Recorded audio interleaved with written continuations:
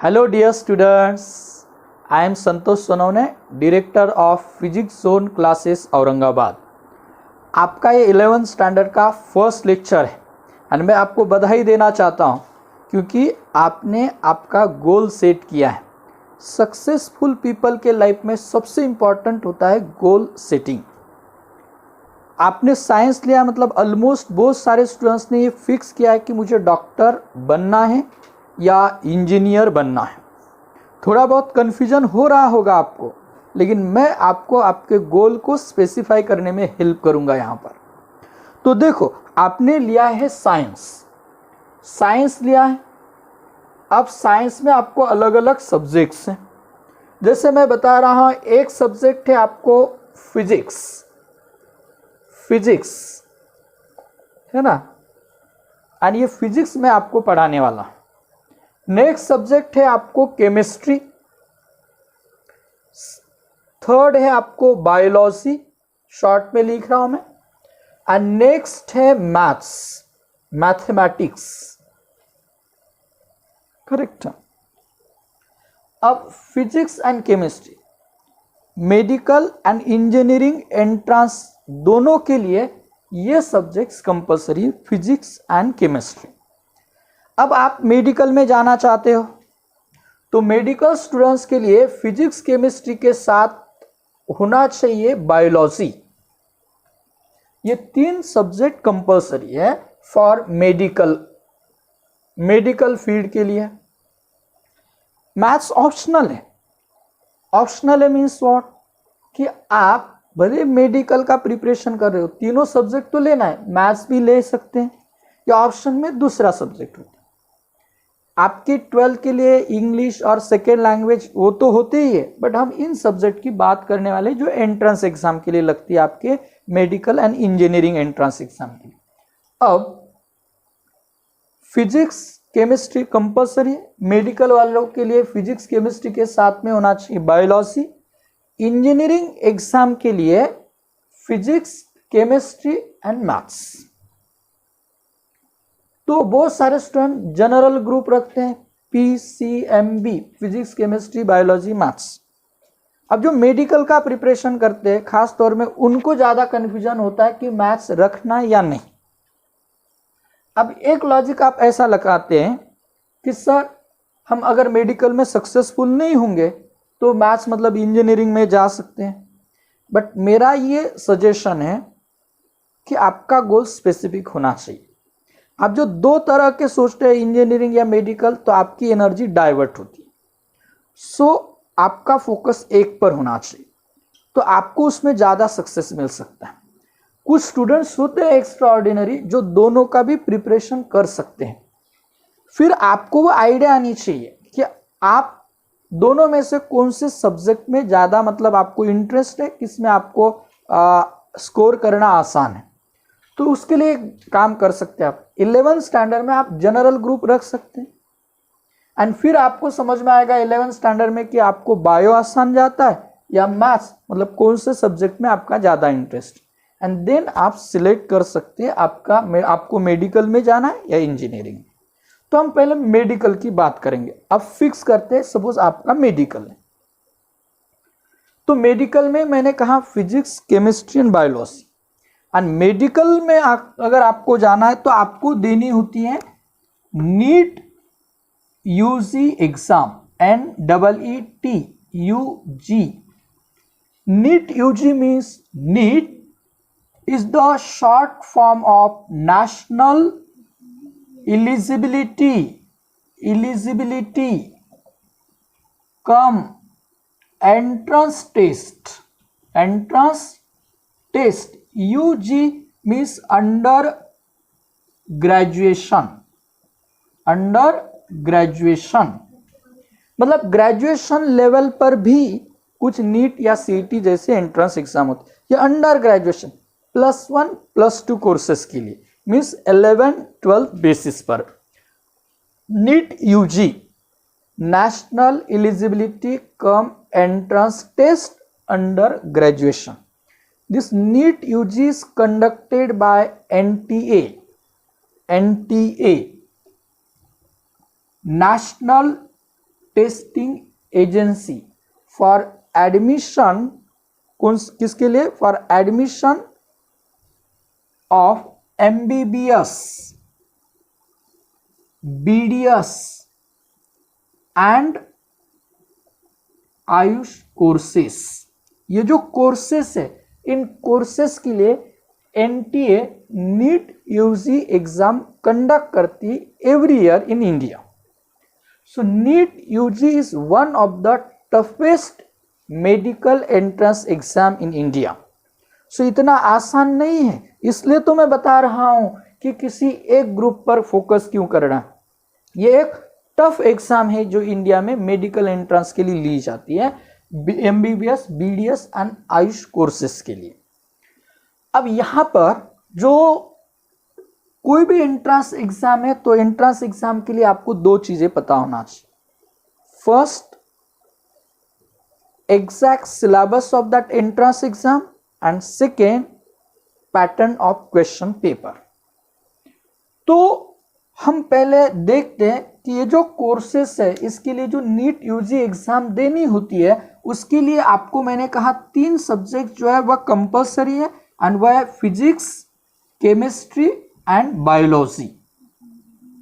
अब ये 3 सब्जेक्ट्स के ऊपर आपकी जो एग्जाम होती है, उसमें मोड ऑफ एग्जाम आप देखेंगे, मोड ऑफ एग्जाम तो वह है pen and paper mode. Pen and paper mode मतलब ऑफलाइन होती है, ऑनलाइन नहीं। कोशिश चल रही कि वह ऑनलाइन ली जाए, लेकिन अब तक 2019 तक ये पेन एंड पेपर मोड पर ही है। जो उसमें आप पैटर्न देखेंगे of questions, pattern of questions, वह MCQs पैटर्न। क्वेश्चंस का पैटर्न क्या? क्वेश्चंस का टाइप है MCQs। MCQs में भी अलग अलग टाइप्स होते हैं। MCQs means multiple choice questions, उसमें अलग अलग टाइप्स होते हैं। ये single correct type MCQs। Single correct मतलब आपकी जो एग्जाम होगी उसमें एक जो क्वेश्चन होता है, क्वेश्चन, उस क्वेश्चन के नीचे 4 ऑप्शंस होंगे, फर्स्ट, सेकेंड, थर्ड एंड ये फोर्थ, ऐसे 4 options. Out of that 4 options सिर्फ एक ही ऑप्शन करेक्ट होगा चारों में से। सो ये single correct answer type question. अब ये क्या होता है, आपको जो क्वेश्चन दिया जाता है उसके 4 ऑप्शन से 4 ऑप्शंस बहुत ही केयरफुली मतलब फ्रेम किए जाते हैं ताकि आप उसमें कंफ्यूज हो जाएं, या न्यूमेरिकल होंगे तो वैल्यू बहुत क्लोज हो जाती है। तो ये बहुत ही केयरफुली आपको सॉल्व करने होते हैं। अब ये जो फिजिक्स, केमिस्ट्री, बायोलॉजी, उसमें हम क्वेश्चंस की बात करते हैं तो फिजिक्स में आपको 45 क्वेश्चंस आते हैं। देखो 45 क्वेश्चंस, 45 क्वेश्चंस होते हैं। केमिस्ट्री में भी 45 MCQs होते हैं एंड बायोलॉजी में 90 MCQs होते हैं। इसमें 45 MCQs, इसमें 45 एंड बायोलॉजी में 90। मीन्स इन टोटल आप देखेंगे 45, 45, 90 प्लस 90, 180 MCQs होते हैं। 180 MCQs होते हैं। आपके नीट एग्जाम का जो क्वेश्चन पेपर होगा उसमें टोटल 180 MCQs होते हैं। अब थोड़ी सी देखते हैं मार्क्स के लिए मार्किंग स्कीम किस तरह से होती है। तो आपके मार्किंग स्कीम में आप देखेंगे तो एक क्वेश्चन के लिए एक्चुअली करेक्ट आंसर होगा, एक क्वेश्चन का करेक्ट आंसर, मतलब यहां पर बता देता हूं, करेक्ट आंसर उसके लिए आपको 4 मार्क्स मिलते हैं। 4 मार्क्स मतलब हम देखेंगे 1 क्वेश्चन 4 मार्क्स, तो 45 क्वेश्चंस के कितने होंगे, 45 4 जा 180 मार्क्स, 180 मार्क्स हुसैन। इसके भी उतने ही क्वेश्चन है तो उतने ही मार्क्स होंगे 180। इसके 90 MCQs है मतलब होंगे 360 मार्क्स एंड टोटल होगा 360 प्लस 360 या 18 4 जा हम कहेंगे 720 मार्क्स। मतलब नीट एग्जाम जो है 720 मार्क्स की होती है। करेक्ट है। अब ये 720 मार्क्स हैं, तो उसमें आप थोड़ा सा इसका एनालिसिस करते हैं तो आपको समझ में आएगा। तो आउट ऑफ 720 360 मार्क्स बायोलॉजी को है, 360 मार्क्स बायोलॉजी को है, मतलब 50% मार्क्स। तो ज्यादा फोकस तो वहां पर होना चाहिए एंड सभी स्टूडेंट्स उस पर ही फोकस करते हैं medical. On an average bio में सबके मार्क्स सेम होते हैं। फिर स्टूडेंट्स केमिस्ट्री करते हैं एंड उसके बाद फिजिक्स, थोड़ा सा डिफिकल्ट लगता है, बट याद रखो सिलेक्शन या तो रैंक फिजिक्स के बेसिस पर डिसाइड होती है, ऐसा हम कह सकते हैं। मैं ये नहीं बता रहा हूं इसका इंपॉर्टेंस, ये तो करो, उसके बाद में ये आपको करना जरूरी है। बहुत सारे स्टूडेंट एक सब्जेक्ट छोड़ देते, कोई एक डिफिकल्ट लगता है तो किसी एक को आप छोड़ देते हो तो उस वक्त सिलेक्शन ऑलमोस्ट इम्पॉसिबल हो जाता। एक अच्छा कॉलेज चाहिए, आपको रैंक लाना जरूरी है एंड उसके लिए फिजिक्स केमिस्ट्री सब्जेक्ट्स भी करना जरूरी है। अब यहां पर दूसरी और इंपॉर्टेंट बात है जो नीट यूजी एग्जाम को मतलब दूसरे एंट्रेंस एग्जाम से थोड़ा सा डिफरेंशिएट करती है। जैसे पहले सीईटी होती थी महाराष्ट्र लेवल पर, बट वो ये एग्जाम अलग क्यों है? तो उसमें जो है नेगेटिव मार्किंग सिस्टम होती है, नेगेटिव मार्किंग स्कीम होती है। नेगेटिव मार्किंग स्कीम कैसे?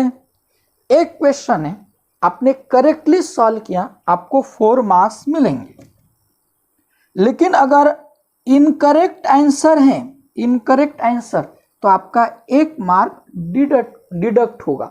मतलब ऐसा समझो ना कि ये +4 -1 system, correct answer +4 marks, minus answer मतलब रॉन्ग आंसर -1 मार्क मिलेंगे आपको, 1 मार्क कम हो जाएगा, डिडक्ट हो जाएगा।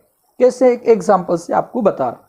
सपोज आपने 5 MCQs अटेम्प्ट किए, कितने MCQs अटेम्प्ट किए? 5 MCQs अटेम्प्ट किए, 5 क्वेश्चंस अटेम्प्ट किए, 5 क्वेश्चंस सॉल्व किए आप।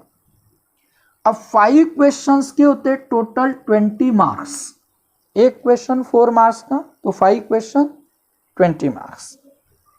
अभी जो 5 क्वेश्चंस अटेम्प्ट किए आपने, उसमें आपका सपोज मैं ऐसे कंसिडर कर रहा हूं कि करेक्ट आंसर्स 3 है एंड 2 इनकरेक्ट आंसर्स है, 3 करेक्ट आंसर है। अब होगा क्या? देखो 3 करेक्ट आंसर है तो आपको 3 × 4 12 मार्क्स मिलने चाहिए, लेकिन 2 इनकरेक्ट हैं तो एक क्वेश्चन का 1 मार्क डिडक्ट होगा, 2 क्वेश्चंस के 2 मार्क्स डिडक्ट होंगे, 12 मिले आपको। 12 में से जो मार्क्स आपने गेन किए उसमें से 2 मार्क्स सब्ट्रैक्ट होंगे एंड आपको सिर्फ मार्क्स मिलेंगे 10। मतलब ऐसा भी शॉर्ट में ऐसा भी बोल सकते हैं 5 क्वेश्चंस 20 मार्क्स हैं, 2 इनकरेक्ट हो गए, 2 रॉन्ग हो गए, तो 2 के मार्क्स 4 4 8 एंड 2 के लिए 1 मार्क डिडक्ट हुआ। देखो एक क्वेश्चन 4 मार्क, वो रॉन्ग हो गया तो 4 तो गए, 4 मिलने वाले हैं क्या? नहीं, एंड वह रॉन्ग होने के कारण आपको पनिशमेंट 1 मार्क डिडक्ट, मतलब टोटल 5 मार्क्स। तो इसके 5, 1 के, 2 के 10, 20 - 10, 10 मार्क्स। ऐसे भी आप सोच सकते हैं। मतलब शॉर्ट में ऐसा है, आपको नेगेटिव मार्किंग स्कीम होने के कारण आपको हर क्वेश्चन बहुत ही केयरफुली सॉल्व करना है, अदरवाइज आपका जो करेक्ट आंसर का स्कोर है वह भी कम हो सकता है। ये यहां पर ध्यान देने के, ये यहां पर ज्यादा कंसंट्रेट करना जरूरी है। तो अब मैं आ रहा हूं यहां पर 720 मार्क्स की आपकी एग्जाम। अब ये मार्किंग स्कीम है एंड दूसरी बात बहुत जरूरी है, मैं जो बता रहा हूं कि आपको पता होना चाहिए सिलेबस। अब इसका जो सिलेबस है नीट यूजी एग्जाम का, आपको एनटीए के ऑफिशियल वेबसाइट पर भी मिलेगा, लेकिन आपकी इंफॉर्मेशन के लिए और बता रहा हूं, वहां पर सिलेबस आप डाउनलोड कर सकते हैं एंड बुक्स जो है वो बेसिक बुक है आपके लिए NCERT text book, NCERT text book. याद रखो, चाहे आप मेडिकल एंट्रेंस नीट यूजी के लिए प्रिपेयर कर रहे हो या इंजीनियरिंग एंट्रेंस एग्जाम के लिए, सबसे बेसिक बुक्स आपके NCERT text books. Reference books पता होगा, बट सबसे इंपॉर्टेंट बेसिक तो एनसीईआरटी टेक्स्ट बुक्स।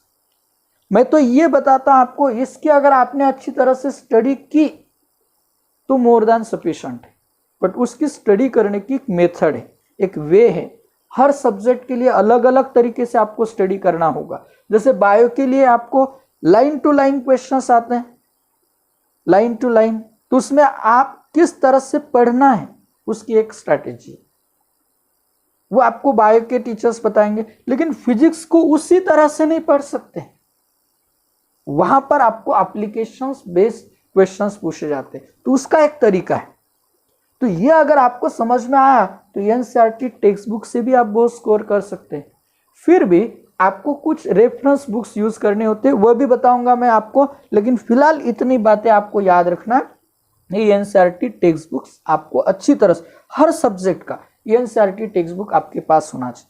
फिलहाल अभी आप शॉप पर नहीं जा सकते तो भी आपके इस पर गूगल पर आप ये पीडीएफ फाइल डाउनलोड कर सकते हैं। वैसे आपके व्हाट्सएप ग्रुप में मैं आपको इसकी लिंक्स दे दूंगा, या तो इसकी पीडीएफ फाइल जो है सेंड करने वाला हूं। लेकिन याद रखो ये बुक्स आपके पास अच्छी तरह से होना चाहिए, एंड वह अच्छी तरह से रिवाइज करना चाहिए जैसे आपके टॉपिक स्टार्ट होते हैं।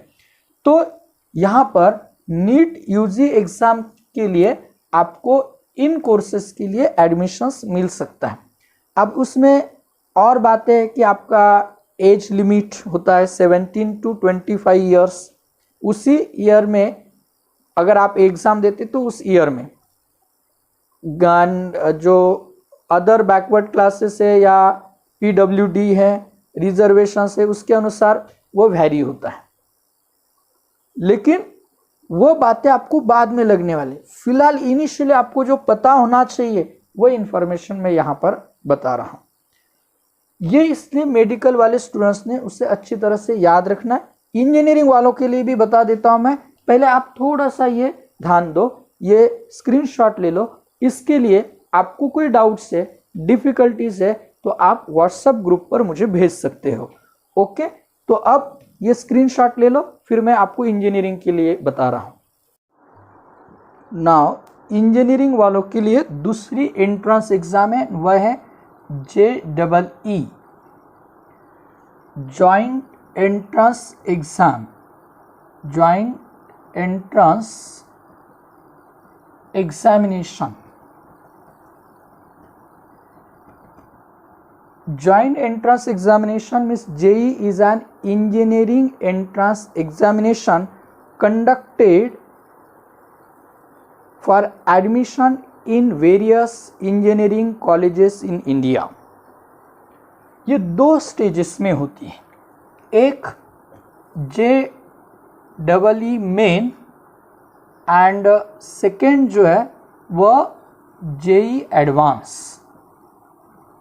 ये दो स्टेजेस में ये एग्जाम होती है। अब JEE मेन एग्जाम तो आपको मैंने कहा इंजीनियरिंग एंट्रेंस एग्जाम के लिए अब ये 3 सब्जेक्ट कंपलसरी है, फिजिक्स, केमिस्ट्री एंड मैथ्स। अब JEE मेन एग्जाम जो है उसके लिए समझ लो, फिर से मैं बता रहा, इन JEE मेन के लिए भी आपको ये 3 सब्जेक्ट कंपलसरी है and NCERT text book basic syllabus है। रेफरेंस बुक्स की हम बाद में बात करेंगे। अब ये फिजिक्स, केमिस्ट्री, मैथ्स, अब यहाँ पर याद रखो एक सब्जेक्ट के लिए मैं बता रहा हूँ, यहाँ पर आप समझेंगे तो क्वेश्चंस यहाँ पर न्यू पैटर्न है। अब न्यू पैटर्न के अनुसार JEE मेन के अनुसार मैं बता रहा हूँ किस तरह से क्वेश्चंस है। या 25 क्वेश्चंस होते हैं, 25 क्वेश्चंस पूछे जाते हैं from each subject. Means total आप देखेंगे तो आप कहेंगे 75 MCQs हैं। यहां पर देखो मार्किंग स्कीम के लिए बहुत इंपॉर्टेंट पार्ट है। मार्किंग में यही है, अब उसे समझ लो। 1 करेक्ट आंसर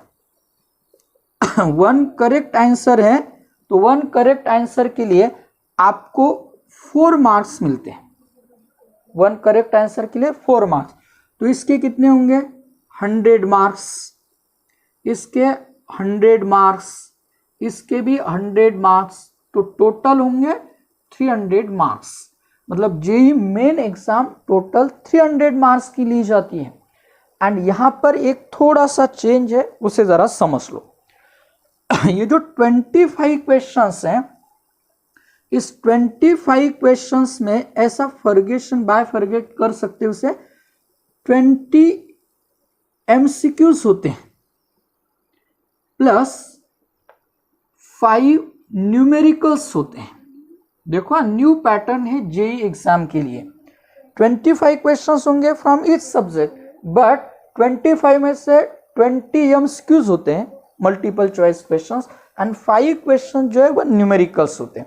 अब होगा क्या, उसके लिए थोड़ा सा चेंज हमें याद रखना होगा।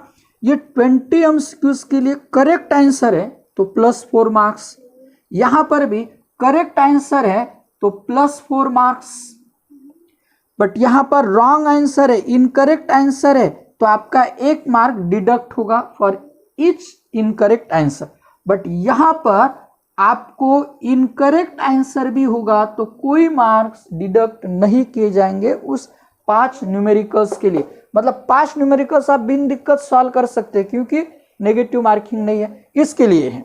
ये 20 क्वेश्चंस के लिए लेकिन नेगेटिव मार्किंग है, वहां पर आप जरा केयरफुली सॉल्व करेंगे इसे। जेई मेन मतलब यहां पर जेई मेन के लिए जो है, यहां पर याद रखिए, लेकिन ये एग्जाम पैटर्न है, यानी यहां पर याद रखना है।